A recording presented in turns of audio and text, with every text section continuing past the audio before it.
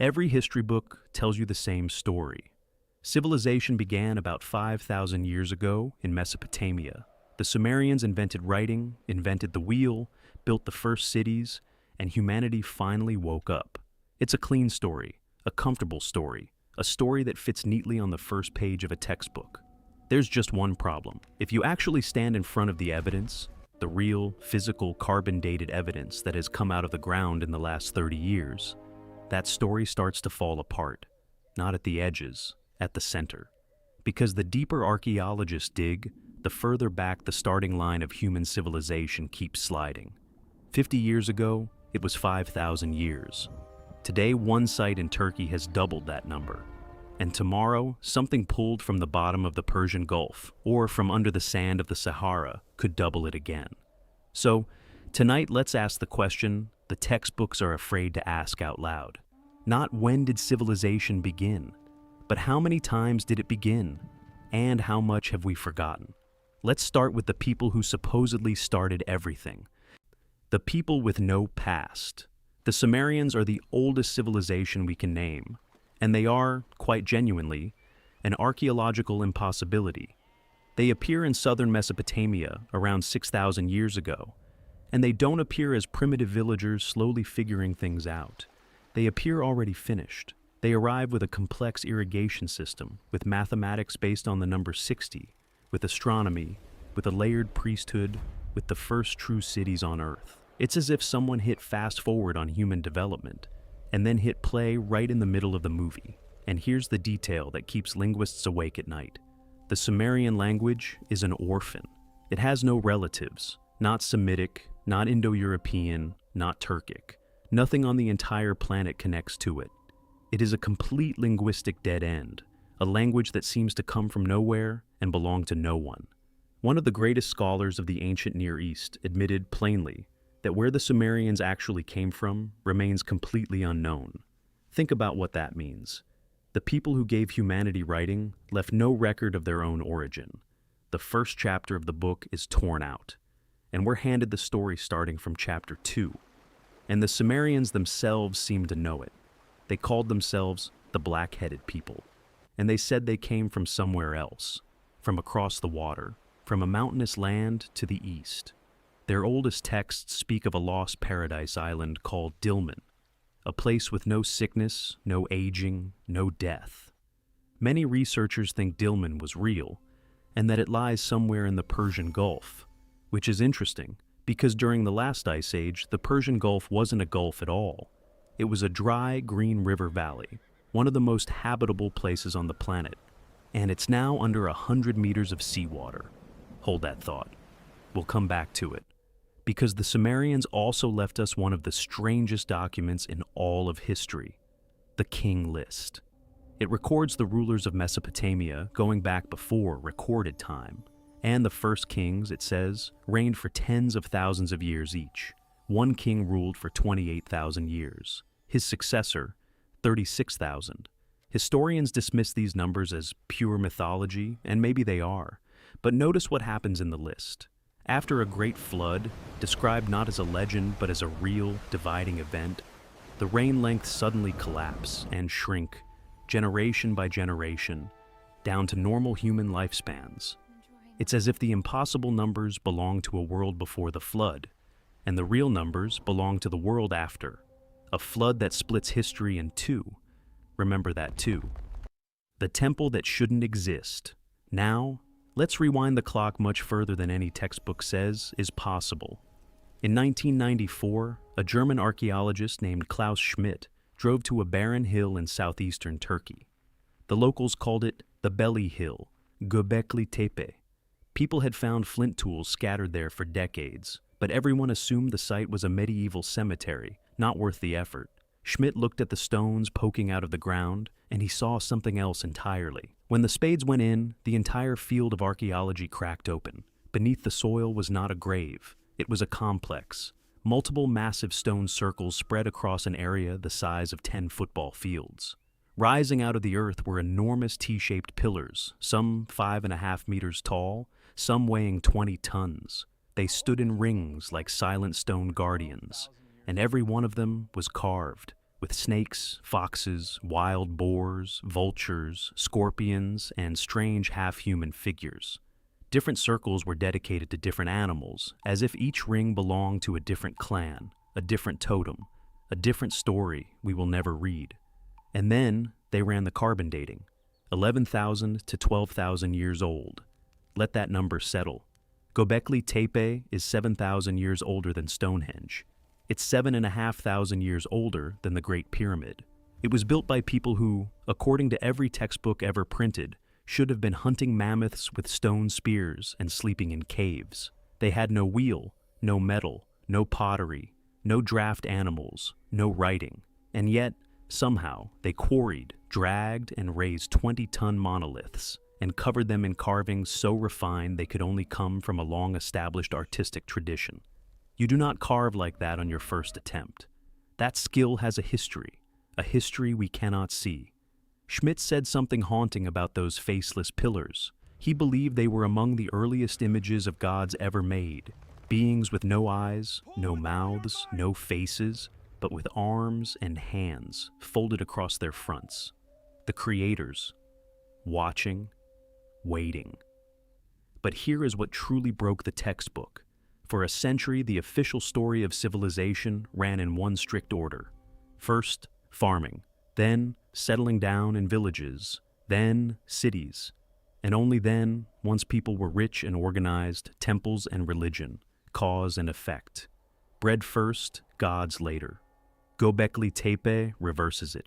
Because at Göbekli Tepe, the temple came first. Before the village, before the farm, before a single field of wheat was planted, hunter-gatherers who had not yet domesticated a single crop built a monumental sanctuary. And here's the clue that ties it together.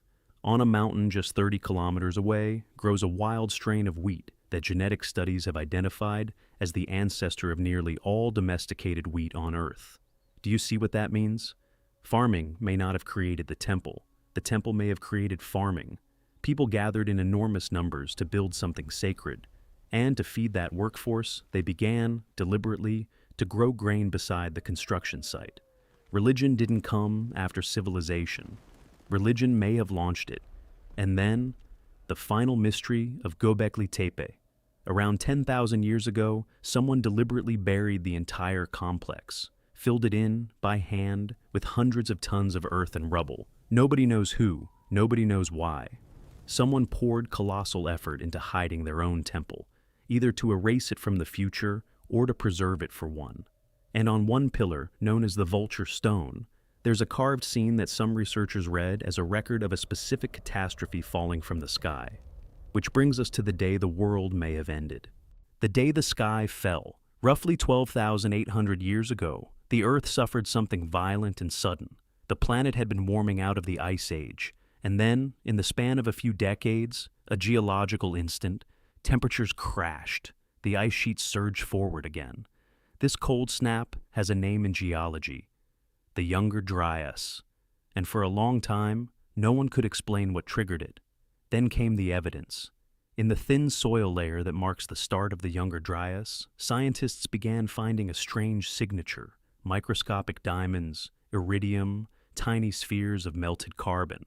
More than 60 researchers across oceanography, geophysics, and geology concluded that these materials form under one specific condition: the impact of a cosmic body striking the Earth. The theory is that a fragmenting comet slammed into the planet or exploded above it 12,800 years ago. It threw enough debris into the atmosphere to flip the climate. It may have destabilized the ice sheets, and when ice melts on that scale, the sea rises. By the end of the Ice Age, global sea levels rose by around 120 meters. Entire coastlines, the flattest, richest, most livable land on Earth, vanished under the ocean. For the people who lived on those coasts, this was not a metaphor. This was the literal end of their world. Now, strip away the speculation and keep only the facts. 12,000 years ago, human beings were already capable of coordinated, monumental construction. They already possessed a rich symbolic language. They were, quite possibly, already watching the stars. Then a global catastrophe struck, drowned the coasts, and hurled survivors back into a fight for bare existence. And when the world finally warmed again, civilization didn't reappear in one place. It flickered back to life in several places almost simultaneously, as if someone had scattered the same seeds across the whole planet. That synchronicity is the real mystery, and it takes us to the next buried city. The town without streets. Stay in Turkey and move forward a few thousand years to a place called Çatalhöyük. Before it was found, everyone agreed the first real towns appeared around 5,500 years ago in Mesopotamia and Egypt. Çatalhöyük is 4,000 years older than that, 9,000 years old, and up to 10,000 people lived there. But it was a town like nothing before or since. Çatalhöyük had no streets, no roads, no alleys. The houses were packed together wall to wall, with no gaps between them at all, and people walked across the rooftops, entering their homes through a hole in the ceiling. Imagine an entire city that is one continuous surface of clay rooftops, where the neighbors walk above your head, children play overhead, gossip travels across the roofs. To go home, you climb down a ladder through your own ceiling, and they buried their dead beneath the floors of their houses. Sometimes they removed the skulls, plastered them, painted them, and kept them in the home, a face of an ancestor, preserved and honored. These people slept, quite literally, above their own dead, and they saw in it not horror, but a sacred bond between the living and the gone. They painted their walls with hunting scenes and abstract patterns. They built the horns of bulls into their walls. They shaped small statues of a seated woman whom we call the Mother Goddess. And here is what's strangest of all. Çatalhöyük was almost perfectly equal. The houses barely differ in wealth. There is no palace, no temple district, no throne room, no ruler's mansion. 10,000 people lived together for over 1,000 years and left behind no evidence of a king. A city with no kings, no rulers, no rich and poor, 9,000 years ago. That too is not what the textbooks predicted. The city built for people. Now travel far to the east, to the valley of the Indus River in modern Pakistan. In 1922, archaeologists began digging into a mound the locals called Mohenjo-daro, the Mound of the Dead.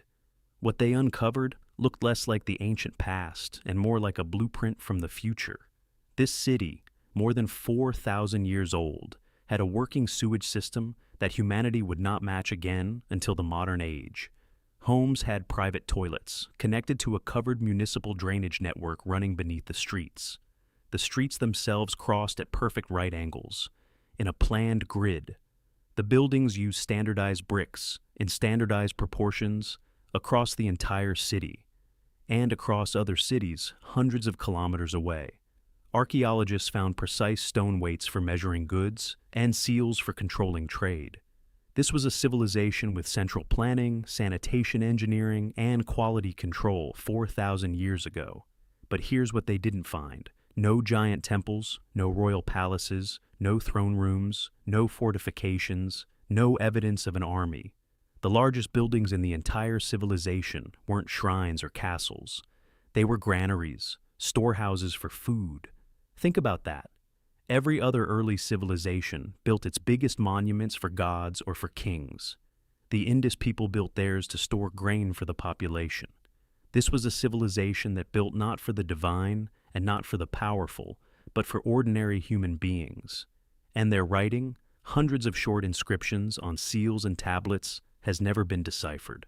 To this day, we do not know what language these people spoke, or what they called themselves.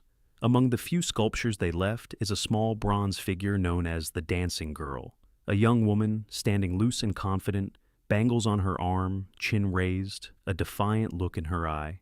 She is over 4,000 years old, and she looks so utterly, casually modern that the gap between us and the people who made her seems to vanish completely. Then, around 3,500 years ago, this entire civilization faded. Some blame the shifting of the Indus River. Some blame drought, and the causes are still debated. But the pattern should be familiar by now. A sophisticated culture rises, seemingly out of nowhere. It flourishes, and then it disappears, taking its secrets with it. The cities under the waves. And now we reach the question almost no one dares to ask out loud. What if the first civilization didn't rise on land at all, but on ground that is now underwater. In 2001, marine researchers scanning the Gulf of Kampat off the western coast of India detected something on the seabed more than 30 meters down: structures, geometric shapes, what some interpreted as the ruins of a city. Artifacts pulled from the site returned a preliminary date of around 9,000 years, which, if true, would make it older than any known settlement of the later Indus civilization. Skeptics rightly urge caution. The dating is fiercely disputed, and the sea does strange things to stone. But the survey continues, underfunded, unfinished, and quietly ignored. And here is the fact that should stop you cold. We have mapped the surface of Mars in higher resolution than the floor of our own oceans. That is not a figure of speech. It is a statistical reality. We have searched another planet more carefully than the seabed of our own. Now, remember where the coastlines were during the Ice Age, hundreds of kilometers further out than they are today. The Persian Gulf, a green valley with a river. The land bridge between Asia and Australia, dry. The Black Sea, a freshwater lake, later flooded, perhaps catastrophically, by the rising Mediterranean. Every place that early humans would have chosen first: warm coasts, fresh water, fertile soil, easy fishing, is precisely the land that is now drowned. We keep searching for the cradle of civilization on dry land, but the cradle may be resting, silent and intact, on the bottom of the sea, in the one place archaeologists have barely begun to look. So, how many times? So what happens if you lay all of these pieces on the same table? The mainstream answer is careful and reasonable. Civilization arose independently in several places at roughly the same time, because the human brain had reached the right stage of development and the post-Ice Age climate created the right conditions. No mystery required, just convergence.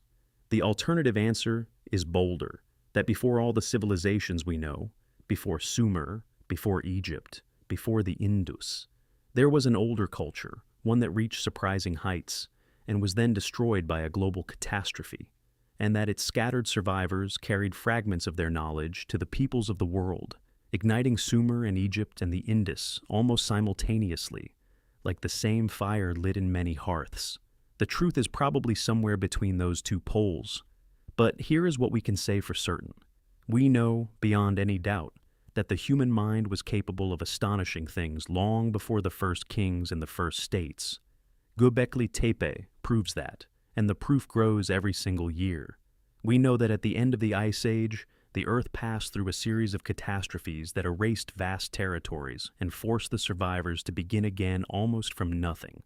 And we know that after those catastrophes, civilization flared up in several places at once, with a synchronicity that is genuinely difficult to explain.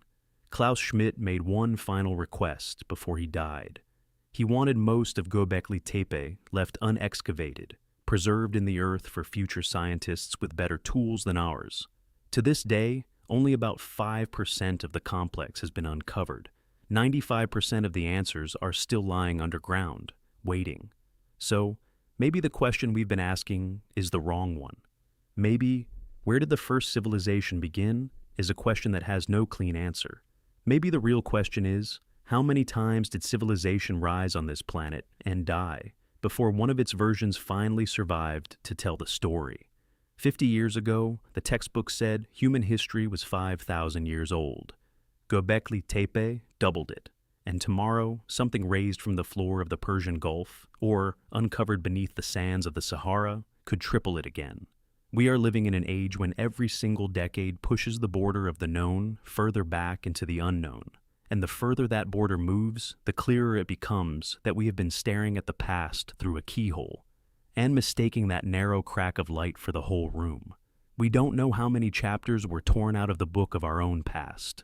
But every stone pillar, every clay tablet, every drowned wall on the ocean floor whispers the same thing.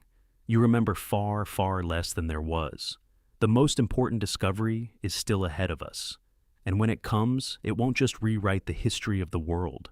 It will rewrite our understanding of who we have always been. So, tell me, do you believe we are truly the first advanced culture on Earth? Or were there others before us, whose traces we are only just beginning to find?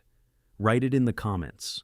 And if you want to keep chasing these mysteries with us, subscribe, because every new dig moves the beginning of history a little further into the dark.